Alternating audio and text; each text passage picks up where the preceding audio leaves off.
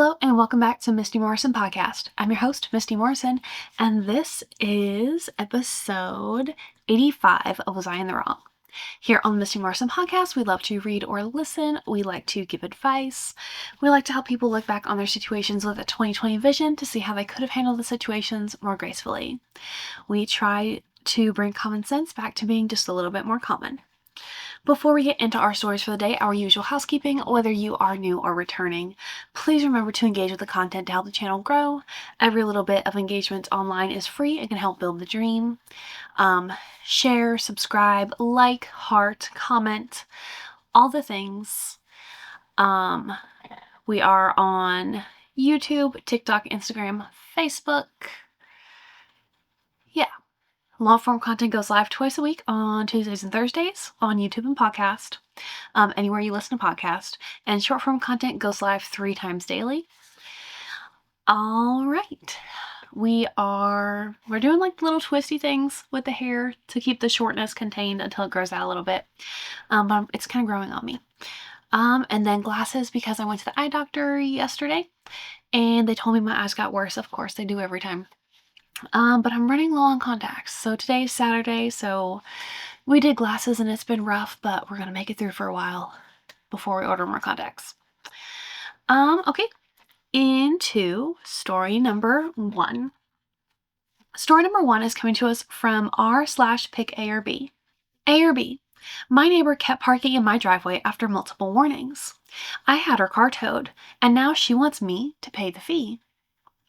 My neighbor and I have houses next to each other, but we don't share a driveway. My driveway is on my side of the property line, and there's even a fence separating our yards. About a couple of weeks ago, my neighbor's adult daughter moved back home. Since then, her silver Civic has been parked in my driveway 4 different times. First time, I knocked on her door, and she apologized and moved it.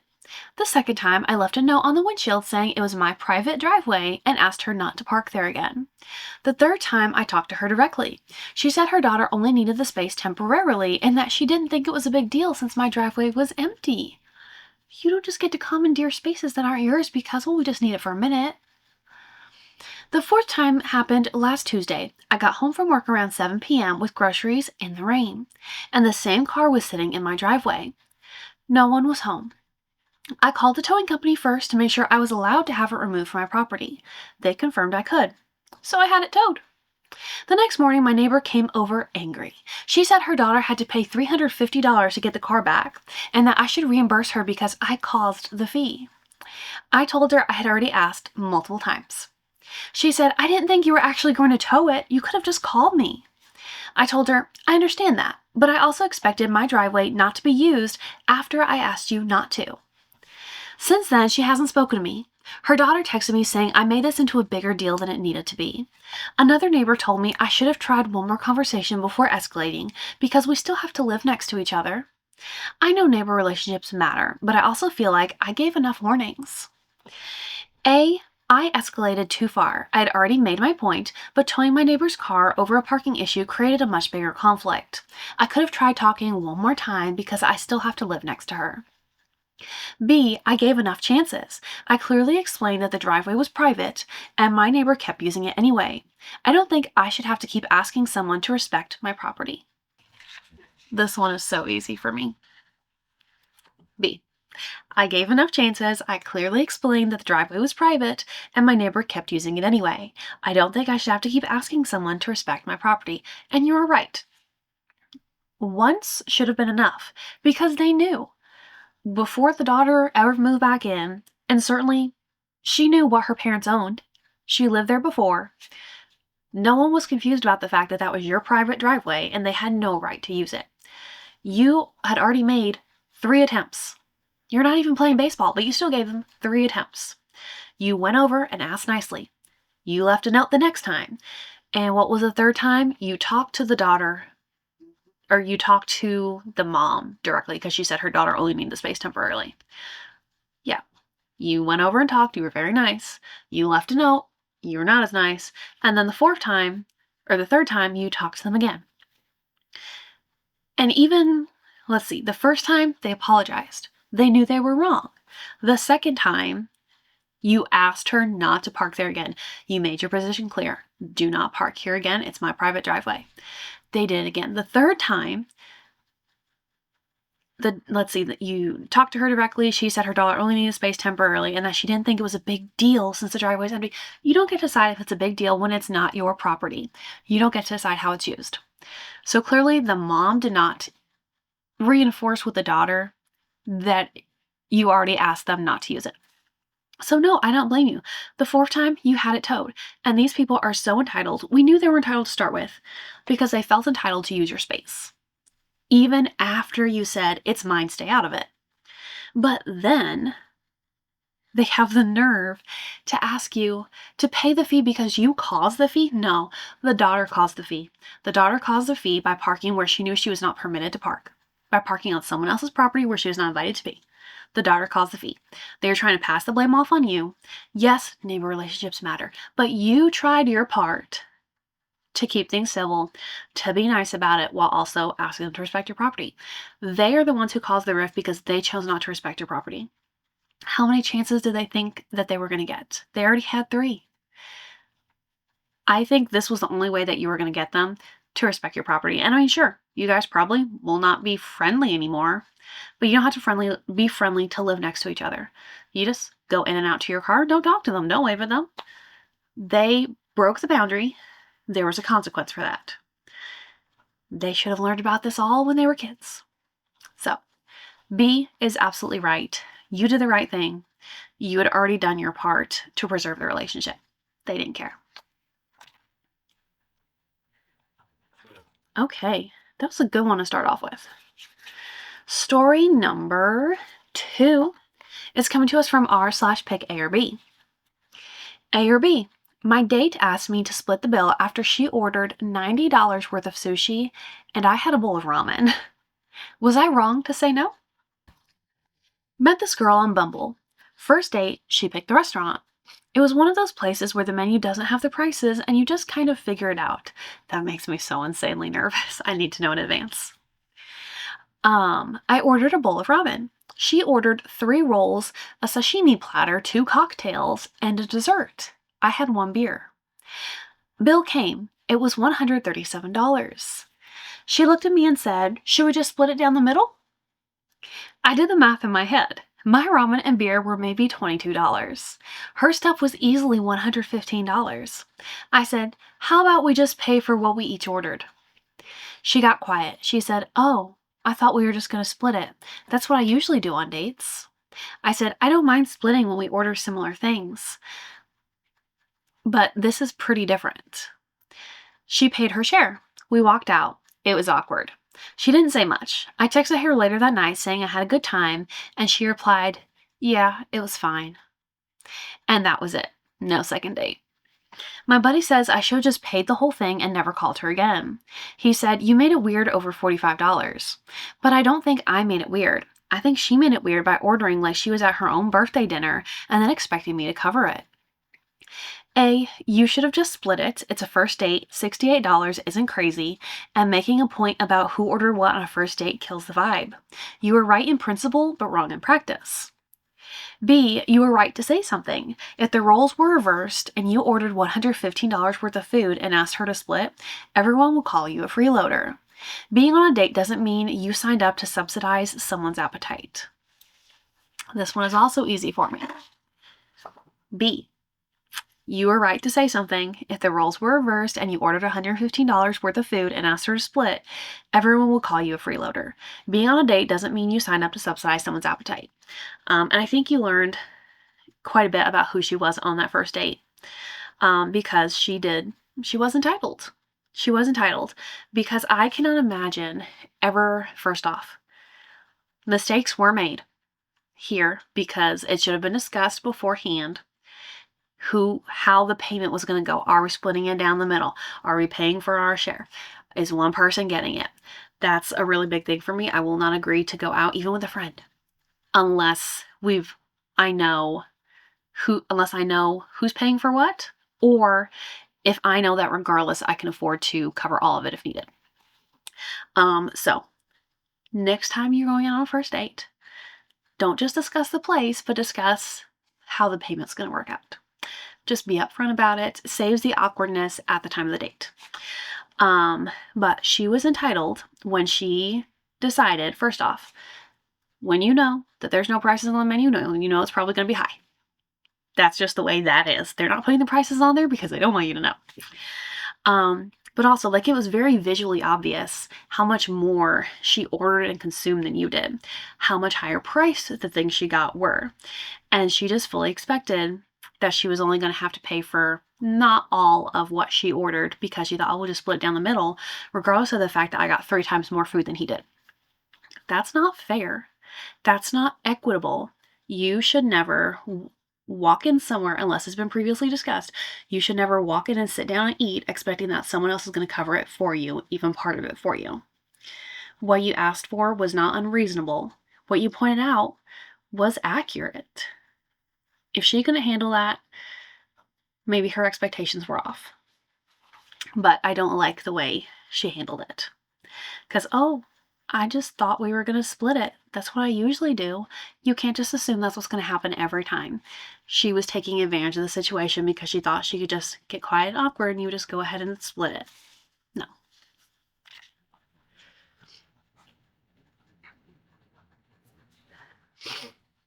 And then the first comment is a Gold Boss comment, and it says, if you're going to never see her again either way, you might as well not waste the $45. And I agree. Like, it was probably clear by that point in the date that there wasn't going to be a second date, especially when we got to this point. A was never a good option to just go ahead and split it, pay the extra $45 for someone you're not going to see again. Like, I could see it if otherwise the date went fantastically. You thought, she's someone you could see yourself with and you wanted to go on more dates. I could see cutting out the awkwardness, preserving the vibe, and just going ahead and taking it that time. But at that point, I feel like you already knew it wasn't going anywhere. Oh, the pollen is high again and I feel so congested. It's kind of hard to breathe. Store, I missed pick A or B. I love these stories. Story number 3 is coming to us from r/pick A or B.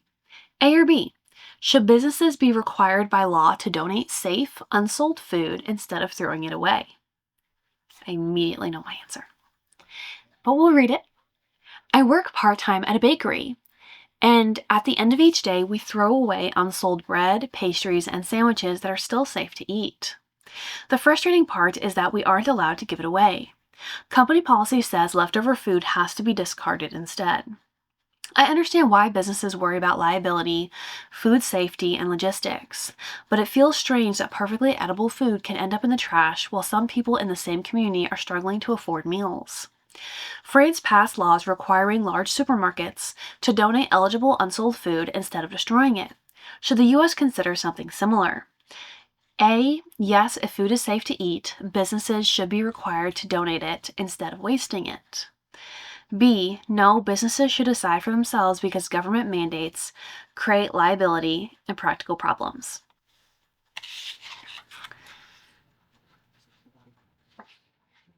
B, with a caveat. B says no, businesses should decide for themselves because government mandates create liability and practical problems. I'm going with B because I don't like the idea of it being regulated by the government, what the businesses do. I don't like that. I think that's overstepping. But I think the businesses, for the most part, and whenever there's a situation that it is feasible to do so without extensive risk, liability, or costs, I think businesses should be making the choice to be good stewards of what they have, to make the choice to donate to the community. If there is some type of logistical issue that makes it infeasible or too expensive or whatever to transport the food safely in a temperature controlled way to donate it, okay, change your hours and open your doors for 30 minutes before you close for homeless, poor, whoever, to come in and pick the food up directly from you. For 30 minutes, you let people who can't afford to pay come in and get whatever's left. Yeah, it's staff time, but you could have like one person out there managing it and the rest of the staff cleaning up. I don't know how it would work. I'm not on that side, but I think I don't like the idea of regulating it, but I do think businesses should make that choice for themselves because that is the right choice to make. So much food goes to waste in this country. Businesses should be making the choice to do the right thing, donate what is left over in whatever way they most safely and affordably can. So maybe it's a C. I need to get a C. Story number 4 is coming to us from r/pick A or B. A or B, should we go to the wedding or not? And this one gives, it goes an A and B option at the beginning and then an A and B option at the end. A, should we go to the wedding? B, should we just not go and send a gift? In June, we received a save the date for a wedding in October from the son of a friend of mine whom I have not been in touch with for a few years.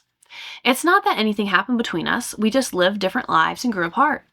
I see her once in a while shopping in a local store, and we are always friendly and chat for quite a while.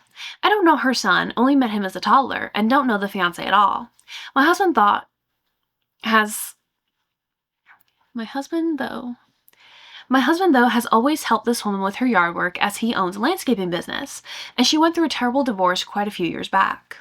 He also helped her move when she had to leave her house, and I know how much she appreciated that my husband and I were both friends with this couple when they were married and socially connected with them. But once the husband left, that stopped. Both my husband and I haven't spoken to the husband since then. Have no idea if he'll be at this wedding. I can't figure out why we are invited to this wedding. On one hand, I'm very touched that she thought of us as good enough friends to share the day, but logically it doesn't make sense since we aren't that good friends. I also know I'm not going to know anybody at this wedding. A, should we accept the invitation?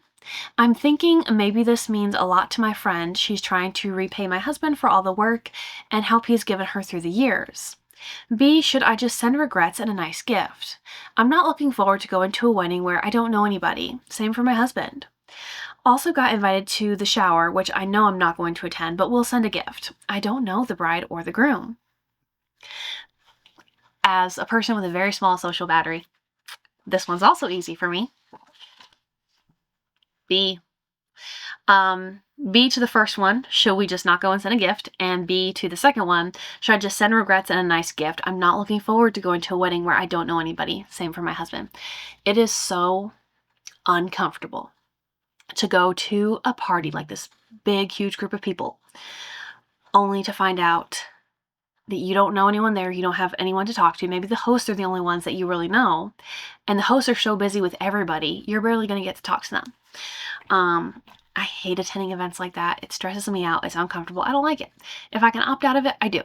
So yes, and especially because it's been so long since you guys have really been in touch. Yes, it's a nice gesture, but it could also be awkward for the bride and groom because you don't know them at all. So yeah, I think politely decline, send a nice gift, let them know I appreciate the invitation. Just say you're busy. No one's going to check on it. Yeah, I think save yourself the discomfort and the awkwardness. Just decline, send a nice gift, and call it good. Story number 5 is coming to us from r/pick A or B. A or B, my coworker owes me about $180 in coffee runs. I hope that was a lot of coffee. I finally asked her about it, and she said I was being petty over a few lattes. Should I let it go? My coworker Jen and I started doing coffee runs together back in February, and this was posted in July. One of us would go to the place downstairs and the other would text their order. It was just a nice thing. For the first couple weeks, we traded off. I get Monday, she gets Wednesday. Then at some point, she stopped going. Not dramatic. She'd just say, "Oh, I'm slammed. Can you grab mine?" and Venmo me. Except the Venmos got less frequent and then stopped. I didn't keep a spreadsheet or anything, but a few weeks ago I was looking at my bank app and saw the coffee charges. Scrolled back, it was a lot more than I thought. Roughly somewhere between $160 and $200. Call it $180. $180 in coffee over 3 months isn't going to bankrupt me. I know that. But it's the pattern. Every single time she'd say, "Oh, I'll get you back," or "Venmo you tonight," and it just didn't happen. So Monday I said something. Casually, I thought, "Hey, do you mind settling up on the coffees? It's been a few months. I think it's around $180. She stared at me. Then she laughed. Not a nice laugh. Are you serious? You're counting lattes? I said, it's not about the lattes. It's been going on for months. She said, I honestly thought we were friends who don't track every dollar, and then walked away.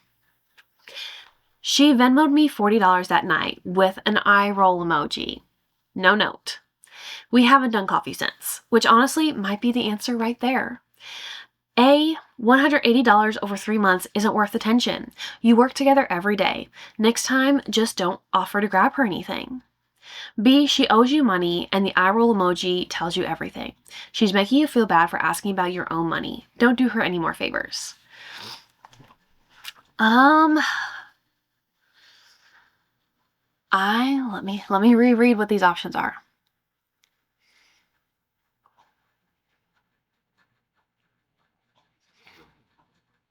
I mean, in their own way, I think both are right, but I'm going to go with A for this one.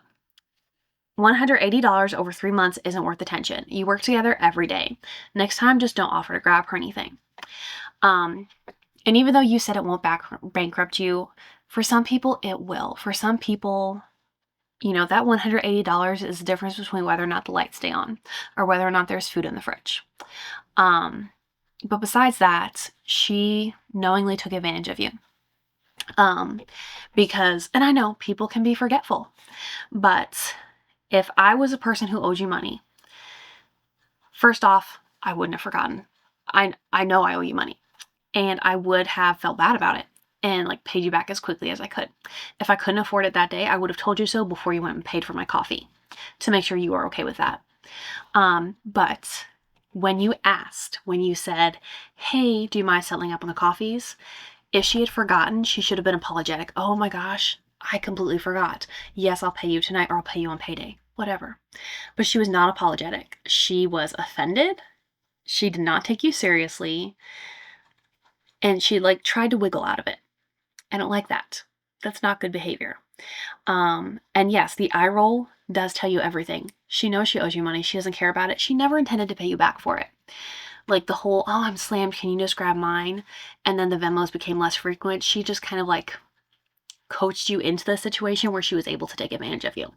I don't like that. She knew what she was doing. She did it deliberately. But because you do work together every day, I probably would have just let it go. Would have looked at my bank, realized the pattern, and just stopped offering to get her coffee. Don't tell her when you're going downstairs to get coffee. Don't offer. And then if she asked you about it later, because she's like, oh gosh, I didn't realize you were going to get coffee. I would have asked you to get me some. You could just point blank say, actually, you know, I think I'm just going for solo coffee runs from now on. And then if she asked why, well, because it's been a long time since you paid me back for any of your coffees. Just point blank. But I think because you did ask, it made it awkward, especially because she had no intention of paying you back. So I think for the tension and the working together situation, it would have been in your best interest to just let it go and change your own behavior to not getting her coffee. Okay, that is 5 stories for this week's episode of Was I in the Wrong? Thank you so much for being here for another episode of the Misty Morrison podcast. Remember, start each day with a grateful heart. Kindness changes everything. We'll see you guys next time. Bye.